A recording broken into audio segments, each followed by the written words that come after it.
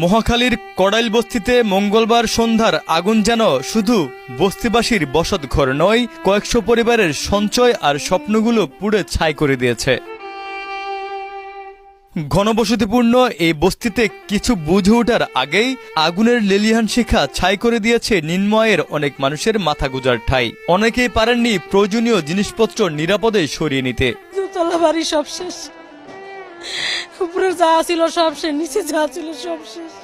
অনেক শুকরিয়া করি আল্লাহর কাছে, খালি সম্পদ দাও গা, বাচ্চারা থাক, এটাই আমার কাছে অনেক। এই আগুনটা খালি ধাঁধা করে চলছে, এই মুহূর্তে পার হওয়ার সুযোগ নাই আমার। তখন আমি করলাম কি ওই মুহূর্তে ঘুরে এই মুহূর্তে খালি করছে আগুন লাগছে কুটি বলে ওই মুহূর্তে খালি মনে হয় যে পানির মতন খালি দৌড়াচ্ছে আগুন সা করে। আর কিছু নাই, আজ তো বাচ্চাটি লইয়া শুমু শীতের মধ্যে বিছনা কম্বল ফাটি কিছু নেই, মানে কিভাবে যে শুমু এই চিন্তাও তো করতেছি।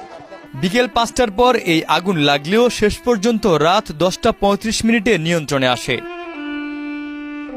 এই বস্তির ঘরগুলো টিন, বাঁশ, কাঠ ও লোহার তৈরি। একতলা, দোতলা, তিনতলা ঘরগুলো আগুন পুড়ে মাটিতে মিশে গেছে। আগুন লাগার সঙ্গে সঙ্গে বস্তির বিদ্যুৎ সংযোগও বিচ্ছিন্ন হয়ে যায়। রাজধানীর অভিজাত এলাকার গুলশান ও বনানীর লাগোয়া প্রায় 90 একর জায়গার উপর 10,000 ঘর রয়েছে এই বস্তিতে, যেখানে প্রায় অগ্নিকাণ্ডের ঘটনা ঘটে। এবারের অগ্নিকাণ্ডে সর্বস্ব হারিয়ে অসহায় হয়ে পড়েছে প্রায় 1,500 পরিবার।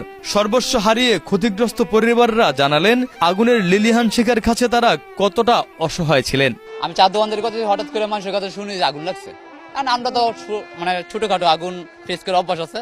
এখন আমি গেছি দেখতে গিয়া ভাই আমি আর মানে আমার হুঁশ নাই, আমি আনতে দেখতে ঘুরাই দিয়ে আমার ঘরে আগুন। আমরা তো ভাই কোনো সুতা মুতা নেওয়ার মতো কোনো কিছু নাই। ওই জায়গায় কতক্ষণ চেষ্টা করছি, হ্যাঁ আগুনটা আসলে মূলত লাগছে আপনার সিলিন্ডার থেকে।